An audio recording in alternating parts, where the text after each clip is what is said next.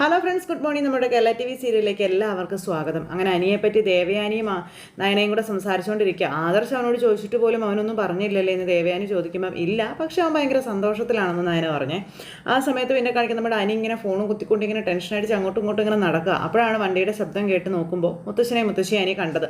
ഭയങ്കര സന്തോഷത്തോടെ ഇങ്ങനെ നിൽക്കുവാണ്. അനിയുടെ മുഖത്തെ സന്തോഷം കണ്ടപ്പോൾ മുത്തശ്ശിക്കും ഭയങ്കര സങ്കടം. അവനാകെ സന്തോഷത്തിലാണല്ലോടോ എന്നും പറഞ്ഞിങ്ങനെ അവിടെ നിൽക്കുക മുത്തശ്ശൻ. അപ്പോഴത്തേക്കും അനി ഓടി അകത്തേക്ക് കയറിപ്പോയി. അവൻ ആഗ്രഹിച്ച ഈ വിവാഹം നടത്തി കൊടുക്കാൻ കഴിഞ്ഞില്ലെങ്കിൽ വലിയ സങ്കടമാവും അവന് എന്നൊക്കെ പറഞ്ഞു. പക്ഷേ കൊച്ചുമക്കൾ എന്തെങ്കിലും പറയുമ്പോൾ അത് സാധിച്ചു കൊടുക്കാൻ കഴിഞ്ഞില്ലെങ്കിൽ അത് പിന്നെ നമുക്ക് താങ്ങാനും പറ്റില്ലല്ലോ എന്നൊക്കെ പറയുന്നു. അതെ അതും അവനൊരു പാവമാണ്, സ്നേഹിക്കാൻ മാത്രമേ അവൻ അറിയുള്ളൂ എന്ന് മുത്തശ്ശി പറഞ്ഞു. അങ്ങനെ സ്നേഹിക്കാൻ അറിയാവുന്ന ഒരു മനസ്സുള്ളത് കൊണ്ടാണ് അവൻ ഇത്രത്തോളം ആ കൊച്ചിനെ ഇഷ്ടപ്പെട്ടതെന്ന് പറയുമ്പം പറഞ്ഞിട്ട് കാര്യമില്ലല്ലോ. ഗോവിന്ദൻ്റെയും കനകയുടെയും സങ്കടം നമ്മൾ കണക്കിലെടുക്കാതിരിക്കുന്നത് ശരിയാണോ എന്ന് മുത്തശ്ശനോട് ചോദിച്ചു. അപ്പോൾ ഇങ്ങനെ അതേന്നും പറഞ്ഞ് അവരവിടെ നിൽക്കുക. ഈ സമയത്ത് നയനയും ദേവയാനി ഇങ്ങനെ എത്തി വലിഞ്ഞ് നോക്കുക കേട്ടോ. അപ്പോഴേക്കും മുത്തശ്ശി അകത്തേക്ക് കയറി ചെന്നു. മുത്തശ്ശിയും പുറത്തേക്ക് പോയതിന് ശേഷം കൊച്ചുമോനോട് ഭയങ്കര സന്തോഷത്തിലാണ് അനി എന്ന് നയന പറയുക. അപ്പോൾ ഇങ്ങനെ പക്ഷേ അച്ഛൻ്റെയും അമ്മയുടെയും മുഖത്ത് ഒരു സന്തോഷവും ഇല്ലല്ലോ, എന്ത് പറ്റിയെന്ന് ദേവയാനി ചോദിച്ചു. രണ്ടുപേരും നല്ല വിഷമത്തിലാണല്ലോ, എന്താ അച്ഛാ കാര്യം? അത് അനി എവിടെയെന്ന് ചോദിച്ചു മുത്തശ്ശി. അപ്പം മുകളിലുണ്ട്, വിളിക്കണമെന്ന് ചോദിക്കുമ്പം വേണ്ട, ഞങ്ങൾ അവനെ അവിടെ പോയി കണ്ടോളാവെന്നും പറഞ്ഞുകൊണ്ട് മുത്തശ്ശിയും അകത്തേക്ക് കയറിപ്പോയി. ഇപ്പോൾ ഇവിടെ എന്താ സംഭവിച്ചെന്നൊന്നും മനസ്സിലാവുന്നില്ലല്ലോ മോളെ എന്ന് ദേവയാനി പറയുമ്പോൾ അത് തന്നെ അമ്മേ ഞാനും ആലോചിക്കുന്നത്, എന്ത് കുഴപ്പമുണ്ടല്ലോ അമ്മേ എന്നും പറഞ്ഞിങ്ങനെ നയന പറഞ്ഞു. അതെ കാര്യമായി എന്തോ ഒരു കുഴപ്പമുണ്ടെന്ന് പറഞ്ഞു. ഞാൻ എന്തായാലും മുത്തശ്ശിയോടൊന്ന് ചോദിക്കാം എന്താ സംഭവിച്ചതെന്നും പറഞ്ഞുകൊണ്ട് നയന പതുക്കെ മുത്തശ്ശിയോട് ചോദിക്കാൻ പോകാൻ തുടങ്ങുക. അപ്പോഴേക്കും മുത്തശ്ശിയും കൂടെ റൂമിലേക്ക് ചെന്നു. അനി ഓടി അവരുടെ അടുത്തേക്ക് ചെന്നു. എന്തായി മുത്തശ്ശ എന്ന് ചോദിക്കുമ്പോൾ മോനെ മുത്തശ്ശ എന്നും പറഞ്ഞ് വിളിച്ച് നിൽക്കുമ്പോൾ മോൻ്റെയും നന്ദുവിൻ്റെയും മനസ്സിൽ എന്തായാലും ശരി ഗോവിന്ദനെയും കനകയെ വിഷമിപ്പിച്ചിട്ട് ഈ കല്യാണം നടത്താൻ പറ്റത്തില്ല എന്ന കാര്യം മുത്തശ്ശൻ അനിയോട് പറയുമ്പോൾ അനി തകർന്നു പോയിട്ടോ. അതിനൊരിക്കലും ഞങ്ങൾ കൂട്ടു നിൽക്കില്ല എന്ന് മുത്തശ്ശൻ പറയുന്നു. എനിക്കത് വിശ്വസിക്കാൻ പറ്റില്ല. പാകം തകർന്നു പോയി. അവർക്ക് ഈ വീട്ടിലേക്ക് നന്ദുവിനെ പറഞ്ഞു വിടുന്നതിന് യാതൊരു താല്പര്യമില്ല. അവരത് തറപ്പിച്ച് പറഞ്ഞു എന്നുള്ള കാര്യങ്ങൾ മുത്തശ്ശി പറയുക. അപ്പോഴാണ് നയന അങ്ങോട്ടേക്ക് വരുന്നത്. ഇവർ സംസാരിക്കുന്നത് കേട്ട് അന്തം വിട്ടിങ്ങനെ നിൽക്കുക നയന. അപ്പോൾ അവരെ കാര്യങ്ങൾ പറഞ്ഞ് മനസ്സിലാക്കാനല്ലേ നിങ്ങൾ രണ്ടുപേരും കൂടെ പോയത് എന്ന് നയന ചോദിക്കുമ്പോൾ ഞങ്ങൾ സംസാരിച്ചു, പക്ഷെ അവരുടെ സങ്കടങ്ങൾ കേട്ടപ്പോൾ അതിനെ എതിർക്കാൻ ഞങ്ങളെ കൊണ്ട് കഴിഞ്ഞില്ല എന്ന് മുത്തശ്ശൻ പറയുക. ഇത് കേട്ട് നയന ഞെട്ടിപ്പോയി. ഇനിയിപ്പോൾ നിന്റെ ഭാഗത്തു നിന്ന് പ്രശ്നങ്ങളൊന്നും ഉണ്ടാവില്ല എന്ന് ഞങ്ങൾ വാക്ക് കൊടുത്തിട്ടാണ് വരുന്നതെന്ന കാര്യങ്ങളും മുത്തശ്ശൻ ഇങ്ങനെ പറയുവാണേ. അപ്പോൾ നയനയ്ക്കത് ഇഷ്ടപ്പെട്ടില്ല അവർ തമ്മിൽ സംസാരിക്കുന്നതേ. നിന്റെ വിഷമമൊക്കെ ഞങ്ങൾക്ക് മനസ്സിലാകും മോനെ, പക്ഷേ ഇവിടെ ഇനി ഒരു കാരണവശാലും നീ പരിധി വിട്ടൊന്നും ചെയ്യാൻ പാടില്ല എന്ന് മുത്തശ്ശൻ പറയുക. ഗോവിന്ദനും കനകയുമാണ് നന്ദുവിൻ്റെ അച്ഛനും അമ്മയും. സ്വന്തം അച്ഛനമ്മമാർക്ക് മക്കളെക്കുറിച്ച് ഒരുപാട് സ്വപ്നങ്ങളും പ്രതീക്ഷകളും ഒക്കെയുണ്ട്. അവരതിനനുസരിച്ചിട്ട് അവരുടെ മകളുടെ ഭാവി തീരുമാനിച്ചോട്ടെ എന്നും പറഞ്ഞു. അപ്പോൾ മുത്തശ്ശ നന്ദുവിന് എന്നെ വലിയ ഇഷ്ടമാണ് എന്ന് അനി പറയുക. അപ്പോൾ അത് മോൻ പറഞ്ഞത് വളരെ ശരിയാണെന്നും അതുകൊണ്ട് തന്നെ നന്ദുവിനെ ഞങ്ങൾ കാര്യങ്ങൾ പറഞ്ഞു മനസ്സിലാക്കിയിട്ടുണ്ടെന്നും മുത്തശ്ശി പറയുന്നു. ഇതൊക്കെ കേട്ട് വിശ്വസിക്കാനാകാതെ ഇങ്ങനെ കുശുമ്പം പിടിച്ച് നിൽക്കുക നയന തൊട്ട് പുറകിൽ. അപ്പോൾ അത് ശരി, അപ്പോൾ എന്നെ ഇഷ്ടപ്പെടുന്ന നന്ദുവിനെ പറഞ്ഞു തിരുത്താനാണോ നിങ്ങൾ രണ്ടുപേരും കൂടി ഇപ്പോൾ അങ്ങോട്ടേക്ക് പോയതെന്ന് അനി ചോദിക്കുമ്പോൾ മോനെ അനി ഞങ്ങളൊരിക്കലും ഞങ്ങളുടെ ഭാഗം മാത്രം ചിന്തിക്കുന്ന കൂട്ടത്തിലല്ല, ഞങ്ങളുടെ മുന്നിൽ നിൽക്കുന്നവരുടെ മാനസികാവസ്ഥ കൂടി ചിന്തിക്കുന്നവരാണ് ഞങ്ങൾ. അപ്പോൾ അവർ പറയുന്ന പല കാര്യങ്ങളും തള്ളിക്കളയാൻ പറ്റുന്നതൊന്നുമല്ല. അതുകൊണ്ട് തന്നെ ഒരു വാക്കുതർക്കത്തിന് നിൽക്കാൻ ഞങ്ങളെക്കൊണ്ട് സാധിക്കില്ല എന്ന കാര്യം മുത്തശ്ശൻ പറഞ്ഞു. നീയും നന്ദുവും ഒന്നിക്കുന്നതിൽ ഞങ്ങൾ എതിരല്ല, പക്ഷേ നന്ദുവിൻ്റെ അച്ഛനും അമ്മയും അതിനെതിരാണെന്ന കാര്യങ്ങൾ ഇങ്ങനെ മുത്തശ്ശൻ പറയണം. അവരുടെ എതിർപ്പിനെ മറികടന്നുകൊണ്ട് ഞങ്ങൾക്കൊന്നും ചെയ്യാനും പറ്റില്ല എന്ന് പറഞ്ഞു. ഇതൊക്കെ കേട്ടപ്പോൾ നയന വലിയ ഇതായിട്ട് നിൽക്കുക. പിന്നെ അവർ പറയുന്നതിലും കാര്യമില്ലേ മോനെ, ജാനകി പറഞ്ഞുകൊണ്ടിരിക്കുന്നത് അവളുടെ ജഡത്തിൻ്റെ മുകളിലൂടെ മാത്രമേ നിനക്ക് നന്ദുവിനെ കല്യാണം കഴിച്ചിങ്ങോട്ട് കൊണ്ടുവരാൻ പറ്റുള്ളൂ എന്നാണ്. അതൊക്കെ കനകയ്ക്കും ഗോവിന്ദനും അറിയാവുന്ന കാര്യങ്ങളല്ലേ. അങ്ങനെ ഒരു സാഹചര്യത്തിൽ നന്ദുവിനെ ഇവിടെ കൊണ്ടുവന്ന ഒരു കുടുംബകലഹം ഉണ്ടാക്കുന്നത് ഒട്ടും ശരിയല്ലല്ലോ മോനെ എന്നൊക്കെ ഇങ്ങനെ മുത്തശ്ശിയും പറയണം. എനിക്കാണെങ്കിൽ ഭാവം ശ്വാസം പോലും പോകുന്നില്ല കേട്ടോ. അപ്പോൾ ദുഃഖം കൊണ്ട് നിറയ്ക്കാനല്ലല്ലോ കല്യാണം കഴിക്കുന്നത്, ജീവിതത്തിൽ സമാധാനം നിറയ്ക്കാനല്ലേ എന്ന് ചോദിക്കുമ്പോൾ ഞാൻ വലിയ പ്രതീക്ഷയിലായിരുന്നു എന്ന് അനി മുത്തശ്ശനോട് പറഞ്ഞു. എൻ്റെ സന്തോഷം ഇവിടെ എല്ലാവരും അറിഞ്ഞതുമാണെന്നും അനി പറയുവാണ്. പക്ഷെ അതിൻ്റെ കാരണം എന്താണെന്ന് ആർക്കും അറിയില്ലായിരുന്നു എന്നൊക്കെ അനി മുത്തശ്ശിയോട് ഇങ്ങനെ പറയുന്നു കേട്ടോ. പിന്നെ മുത്തശ്ശനും മുത്തശ്ശിയും വന്നതിന് ശേഷം വിവരങ്ങളൊക്കെ അറിഞ്ഞിട്ട് എല്ലാവരോടും പറയാനായിട്ട് ഇരിക്കുകയായിരുന്നു നന്ദു ഈ വീടിൻ്റെ മരുമകളാകാൻ പോവുകയാണെന്ന്. അതെന്തായാലും എനിക്ക് ഇനി പറയാൻ പറ്റത്തില്ലല്ലോ എന്നും പറഞ്ഞ് അനി തകർന്ന മനസ്സുമായിട്ട് അവിടെ നിന്ന് അങ്ങ് പോയി. അപ്പോഴത്തേക്ക് നയനെ അങ്ങോട്ടേക്ക് കയറി വന്നു. മുത്തശ്ശനോടും മുത്തശ്ശിയോടും കാര്യങ്ങൾ തിരക്കാനാ ഞാൻ ഇങ്ങോട്ട് വന്നതെന്ന് നയന അന്നേരം ഇവരോട് പറയുക. പക്ഷേ അറിയേണ്ടതെല്ലാം ഞാൻ അറിഞ്ഞു എന്ന് നയന പറയുകയാണ്. അനിയോട് സംസാരിച്ചതൊക്കെ ഞാൻ കേട്ടു എന്ന് നയന പറയുമ്പോൾ മുത്തശ്ശി ഞങ്ങൾ പിന്നെ എന്താ മോളെ വേണ്ടതെന്ന് മുത്തശ്ശി ചോദിക്കാം. എനിക്ക് കുറച്ച് വിഷമമൊക്കെ കാണും, പക്ഷേ എൻ്റെ അച്ഛൻ്റെയും അമ്മയുടെയും നിലപാട് അത് ശരിയാ. ഞങ്ങൾക്ക് പിന്നാലെ ഇനി നന്ദുവും കൂടി ഇങ്ങോട്ട് വരണ്ട മുത്തശ്ശി എന്ന് നയന മുത്തശ്ശിയോടും പറയുന്നു. നേരത്തെ അനിയും നന്ദുവും തമ്മിൽ ഇത്രത്തോളം ഇഷ്ടമുണ്ടെന്നുള്ളത് ഞങ്ങൾ അറിഞ്ഞില്ല. അതുകൊണ്ടാണ് അനാമികയുമായിട്ടുള്ള വിവാഹം നടന്നത്. പക്ഷേ ഇപ്പം ഇത്രയ്ക്കൊക്കെ ആയ സ്ഥിതിക്ക് അനാമികയും അവളുടെ വീട്ടുകാരും ഇത്ര അഹങ്കാരം കാണിക്കുന്ന സ്ഥിതിക്ക് നന്ദുവിനെ ഇങ്ങോട്ട് കൂട്ടിക്കൊണ്ടുവരാൻ തന്നെയായിരുന്നു ഞങ്ങളുടെ തീരുമാനമെന്ന കാര്യം മുത്തശ്ശൻ നയനയുടെ മുഖത്തടിച്ച് പറഞ്ഞു. അതുകൊണ്ടാണ് ആരോടും ഒന്നും പറയാതെ മോളുടെ വീട്ടിൽ കല്യാണാലോചനയായിട്ട് പോയതെന്ന കാര്യവും പറഞ്ഞു. ഗോവിന്ദനും കനകയും അത് സമ്മതിക്കുകയായിരുന്നെങ്കിൽ നിങ്ങൾ ആരും പറഞ്ഞാലും ഞങ്ങളത് കേൾക്കില്ലായിരുന്നു. ഈ വിവാഹം ഉറപ്പായി ഞങ്ങൾ ഉറപ്പിച്ചേനെ. പക്ഷേ അവരതിനെ ശക്തമായി എതിർക്കുകയാണ് ചെയ്തത്. പിന്നെ അനിയുടെ ആവശ്യം ഞങ്ങൾക്ക് അംഗീകരിച്ചു കൊടുക്കാൻ പറ്റത്തില്ലല്ലോ എന്ന് പറയുന്നു മുത്തശ്ശനെ. അനി പറയുന്നത് പോലെ നന്ദുവിന് അനിയോട് നല്ല ഇഷ്ടമുണ്ടെന്ന് പറഞ്ഞു. അങ്ങനെ ഇഷ്ടമൊന്നുമില്ല മുത്തശ്ശി, അനിയെ വേദനിപ്പിക്കാതിരിക്കാൻ വേണ്ടി നന്ദു അനിയെ പിണക്കുന്നില്ല എന്ന് മാത്രമാണെന്ന് പറഞ്ഞു നയന. പക്ഷേ നന്ദുവിൻ്റെ മട്ടും ഭാവമൊക്കെ കണ്ടിട്ടേ ഞങ്ങൾക്ക് അങ്ങനെ തോന്നിയില്ല മോളെ എന്ന് നയനയോടും മുത്തശ്ശിയും പറയുവാണ്.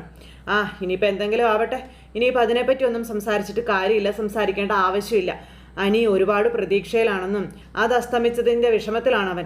അതുകൊണ്ട് നിങ്ങൾക്കൊക്കെ സമാധാനിപ്പിക്കാൻ പറ്റുമെങ്കിൽ സമാധാനിപ്പിക്കാം അവനെ. വേറൊന്നും എനിക്ക് പറയാനില്ല. ആദർശനോട് കാര്യങ്ങൾ പറഞ്ഞിട്ട് മോളും ആദർശം അനിയുടെ അടുത്തേക്ക് ചെല്ലാനും പറഞ്ഞു. ശരി മുത്തശ്ശാന്നും പറഞ്ഞ് അവിടെ നിന്ന് നയനെ അങ്ങോട്ടേക്ക് പോയി.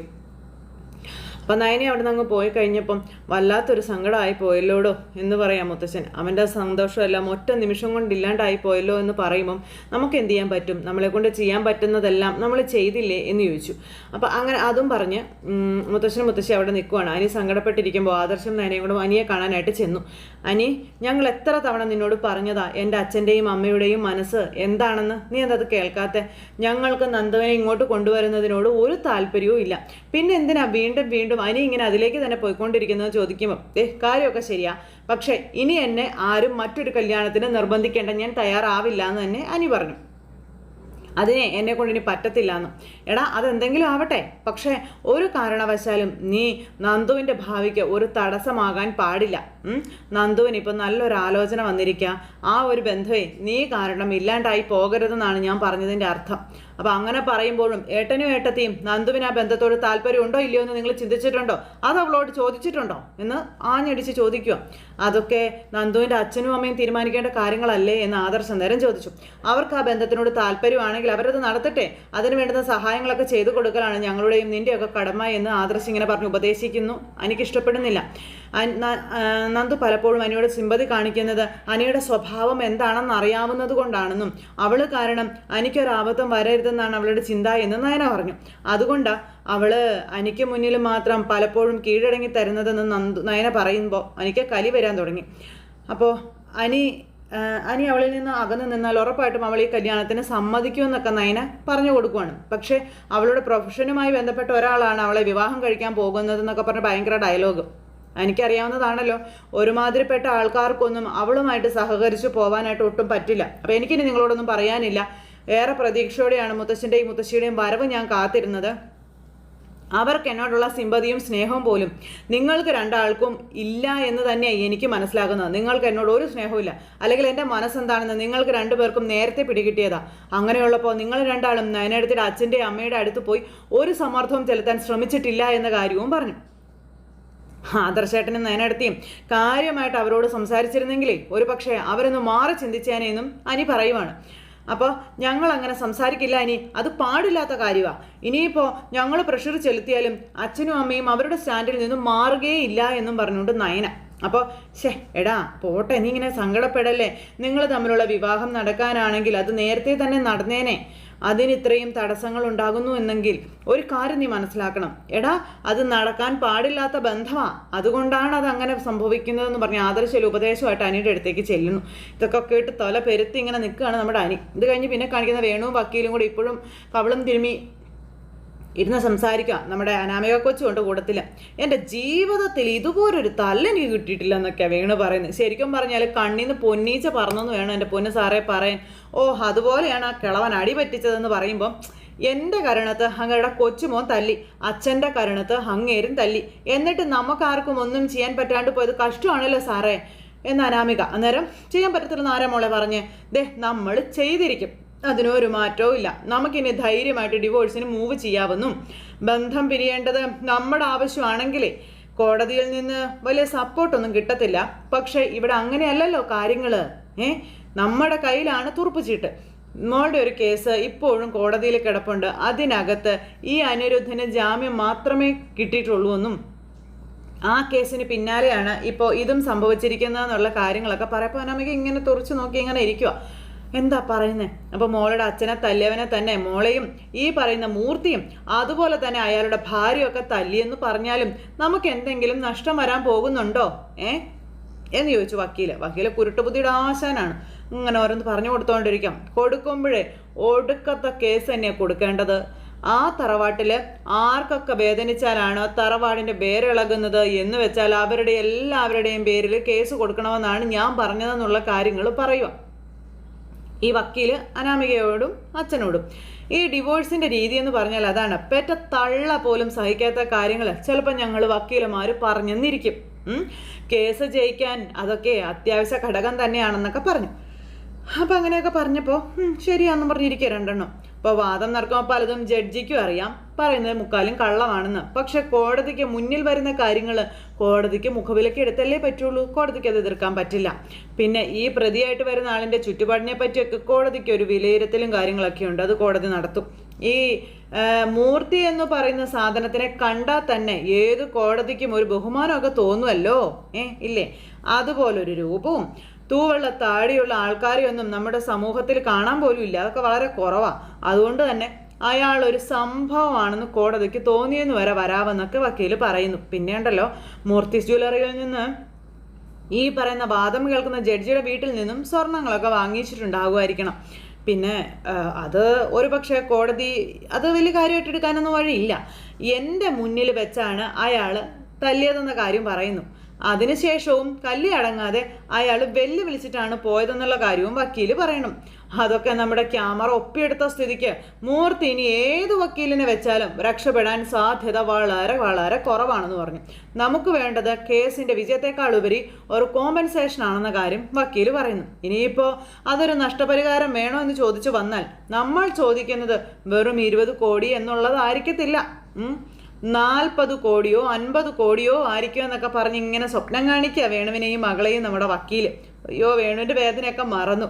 അത്രയൊക്കെ കിട്ടുമെങ്കിലേ അടിയുടെ വേദനയൊക്കെ മറക്കാവുന്നതേ ഉള്ളൂ സാറേ എന്ന് വേണു വക്കീലിനോട് പറയണം. എത്ര കിട്ടിയാലും കിട്ടുന്നതിൻ്റെ 25% എനിക്കിങ്ങ് പോരണം, എനിക്ക് അത്ര ഉള്ളൂ എന്ന് പറഞ്ഞു. അപ്പോൾ അത് എത്ര വേണമെങ്കിലും തരാം സാറേ, കേസ് നടത്തിയ ഈ പറയുന്ന തുക കിട്ടത്തില്ലേ എന്ന് അനാമിക ചോദിക്കുന്നു. അപ്പോൾ കോടതിയെക്കുറിച്ചും കേസിനെക്കുറിച്ചൊന്നും മോൾക്ക് അറിയാത്തത് കൊണ്ടാണ് മോൾ ഇപ്പം ഇങ്ങനൊരു ചോദ്യം എന്നോട് ചോദിച്ചത്. എൻ്റെ പൊന്നു മോളെ, അയാളുടെ വെല്ലുവിളി കേട്ടിട്ട് അയാൾ പെട്ടെന്നൊന്നും കേസ് തീരാൻ സമ്മതിക്കുമെന്ന് എനിക്ക് തോന്നണില്ല. കേസ് നീട്ടിക്കൊണ്ട് പോകാൻ പല വഴികളും അയാൾ നോക്കും. ആ വഴികളൊക്കെ അയാൾ അവലംബിച്ചാലേ പെട്ടെന്നൊന്നും ഈ കേസ് തീരാനും പോകുന്നില്ല എന്നും പറഞ്ഞു. അപ്പോൾ അതൊക്കെ കേട്ടപ്പോൾ അനാമികയ്ക്ക് ഭയങ്കര കേസ് നീണ്ടു പോകും തോറും എൻ്റെ മെനക്കേട് കൂടിക്കൊണ്ടിരിക്കും, നിങ്ങളുടെ കാത്തിരിപ്പും കൂടുമെന്ന് പറഞ്ഞു. അതുകൊണ്ട് ആദ്യം കോടതി കൂടിയതിന് ശേഷം അവരുടെ നീക്കുപോക്കിനൊക്കെ വരികയാണെങ്കിൽ നമുക്ക് വൻ തുക ആവശ്യപ്പെട്ടുകൊണ്ട് കേസും മറക്കാനായിട്ട് ശ്രമിക്കാമെന്ന് പറഞ്ഞു.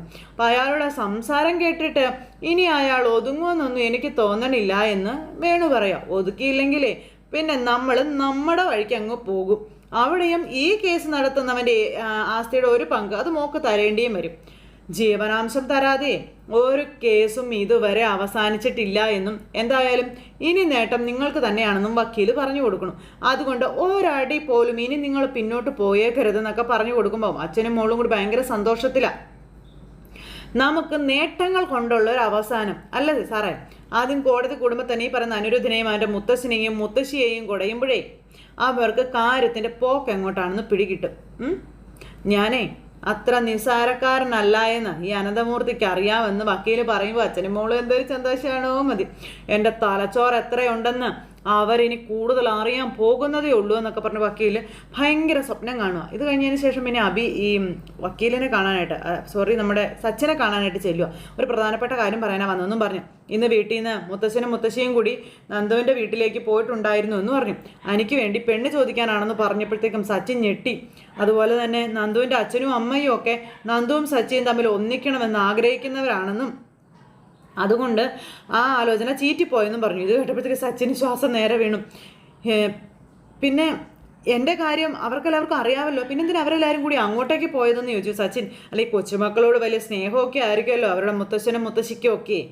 അപ്പോൾ പോരാത്തതിന് അനി ഇളയ കൊച്ചുമകനും കൂടിയാണ്. അതിൻ്റെ ഒരു വാത്സല്യം കൂടുതൽ എന്തായാലും അവർക്ക് അവനോടുണ്ട്. പിന്നെ ഇപ്പം അനി കാരണം ഒരുപാട് പ്രശ്നങ്ങളും കാര്യങ്ങളൊക്കെ ഉണ്ടായിട്ടില്ലേ. അവൻ്റെ മനസ്സൊന്ന് തണുപ്പിക്കാൻ വേണ്ടിയിട്ടാണ് അവരിങ്ങനെ ഒരു സാഹസം കാണിച്ചതെന്ന് പറഞ്ഞു. പിന്നെ അതെന്തായാലും വിജയിച്ചില്ല കേട്ടോ. അല്ല, നന്ദുവിൻ്റെ അച്ഛനും അമ്മയുവേ എത്രയും പെട്ടെന്ന് കല്യാണം നടത്താമെന്നാണ് എന്നോട് പറഞ്ഞിരിക്കുന്നതെന്ന് സച്ചിൻ പറയണം. അതൊക്കെ അറിയാമായിരുന്നിട്ടും അവർ പോയത് ഒട്ടും ശരിയായില്ല എന്ന് പറയുന്നു.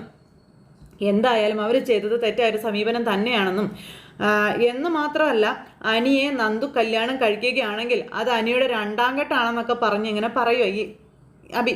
എൻ്റെ അനിയനാണെങ്കിലും അങ്ങനെ ഒരു രണ്ടാം കെട്ടുകാരൻ്റെ ഭാര്യ ആകേണ്ടവളല്ല നന്ദു എന്ന് അബി പറഞ്ഞു. അബിക്ക് അറിയാമല്ലോ, ഒരു CI ആയ എനിക്ക് പെണ്ണ് കിട്ടാൻ വലിയ ബുദ്ധിമുട്ടും കാര്യങ്ങളൊന്നും ഇല്ല. പിന്നെ എൻ്റെ രീതികൾക്ക് പറ്റിയൊരു പെൺകുട്ടിയാണ് നന്ദു. അതുകൊണ്ടാണ് നന്ദുവിനെ ഞാൻ പ്രപ്പോസ് ചെയ്തത് എന്ന് ഇയാൾ പറയുമ്പം അതുമായിട്ട് സച്ചിൻ ധൈര്യമായിട്ട് മുന്നോട്ട് പോയിക്കോ, ഞാൻ കൂടെ തന്നെ ഉണ്ടാവും, ഒരു സംശയവും വേണ്ടാന്നൊക്കെ പറഞ്ഞ് ഞാൻ മാത്രമല്ല എൻ്റെ ഭാര്യയും അവളുടെ വീട്ടുകാരും ഒക്കെ സച്ചിയുടെ ഭാഗത്ത് തന്നെ ഉണ്ടാകും, ധൈര്യമായിട്ടിരിക്കുക, അവരൊക്കെ ഇപ്പോഴും നിങ്ങൾ ഒന്നിക്കണമെന്ന് ആഗ്രഹിക്കുന്ന ആൾക്കാർ തന്നെയാണെന്നും പറഞ്ഞ് ഭയങ്കരമായിട്ട് ഇങ്ങനെ ഇതാക്കിക്കൊണ്ടിരിക്കുക കേട്ടോ. അപ്പോൾ ഇനിയിപ്പോൾ അവരുടെ മനസ്സിൽ എന്തെങ്കിലും ഒരു കരട് വീണിട്ടുണ്ടെങ്കിൽ അത് ഞാൻ മാറ്റിയെടുത്തിരിക്കുക, അതിന് ഒരു സംശയവും വേണ്ട. പിന്നെ എൻ്റെ ഏട്ടൻ ആദർശ് ഒരിക്കലും ഇവിടെ വന്നിട്ടുണ്ടെന്ന് പറഞ്ഞിരുന്നല്ലോ, അവനും അവൻ്റെ ഭാര്യയുമാണ് നിങ്ങൾ തമ്മിലുള്ള ബന്ധത്തിന് തുരങ്കം വെക്കാൻ നിൽക്കുന്നതെന്ന് പറഞ്ഞപ്പോഴത്തേക്കും സച്ചിന് ഭയങ്കര കലിപ്പ്. അല്ല, അവർക്ക് ഞങ്ങൾ ഒന്നിക്കുന്നതിൽ എന്തെങ്കിലും എതിർപ്പുണ്ടോ എന്ന് ചോദിക്കുമ്പോൾ പുറമേ എതിർപ്പില്ല എന്നൊക്കെ പറയും, അതൊക്കെ വെറുതെ പറയുന്നതാ. എൻ്റെ ഏട്ടത്തിയമ്മയുണ്ട്, അതായത് ഈ നന്ദുവിൻ്റെ ചേച്ചി, അവരാണ് നന്ദുവിൻ്റെ എല്ലാ തെറ്റുകൾക്കും കൂടെ പിടിച്ച് കൂടെ നിൽക്കുന്നത്. അതുകൊണ്ട് അവരെ ഒന്ന് സൂക്ഷിച്ചോളാൻ പറഞ്ഞു. ഇത്തരത്തിലുള്ള അവരുടെ ചില രീതികൾ എനിക്ക് അംഗീകരിച്ചു കൊടുക്കാനായിട്ട് പറ്റത്തില്ല. സച്ചി വിഷമിക്കേണ്ട കാര്യമൊന്നും ഇല്ലെന്നേ, ഞാനൊക്കെ കട്ടയ്ക്ക് കൂടെ നിന്നാൽ പിന്നെ ആർക്കും ഒന്നും ചെയ്യാൻ പറ്റില്ല എന്ന് പറഞ്ഞു. നന്ദു എൻ്റെ ജീവിതത്തിലേക്ക് വന്ന് ചേർന്നില്ലെങ്കിൽ അതെനിക്ക് സഹിക്കാൻ പറ്റുന്ന കാര്യമല്ല എന്ന് സച്ചിൻ പറയാം. തൻ്റെ ഈ മനസ്സുണ്ടല്ലോ, നന്മയുണ്ടല്ലോ, അതാണ് എനിക്ക് ഇഷ്ടപ്പെട്ടത് കേട്ടോ എന്നൊക്കെ പറഞ്ഞിട്ട് ഈ അഭി തട്ടി വിടുവാണ്. അതിനുള്ള പ്രതിഫലം ഉറപ്പായിട്ടും സച്ചിക്ക് കിട്ടിയിരിക്കും. എന്താ പോരേന്ന് ചോദിച്ചു. മതി, അപ്പോൾ ശരി, കാണാം, ധൈര്യമായിട്ടിരിക്കുക കേട്ടോ എന്നും പറഞ്ഞുകൊണ്ട് അഭി അങ്ങ് പോയി. ഈ സച്ചിൻ അവിടെ ഇങ്ങനെ ഇതിനെപ്പറ്റി ആലോചിച്ചുകൊണ്ട് ഇങ്ങനെ നിൽക്കുന്നിടത്ത് ഇന്നത്തെ നമ്മുടെ കഥ അവസാനിച്ചു. അപ്പോൾ എല്ലാവരും കാത്തിരുന്ന് കാണത്തില്ലേ. എല്ലാവർക്കും നല്ലൊരു ദിവസം ആശംസിക്കുകയാണേ. ടാറ്റാ.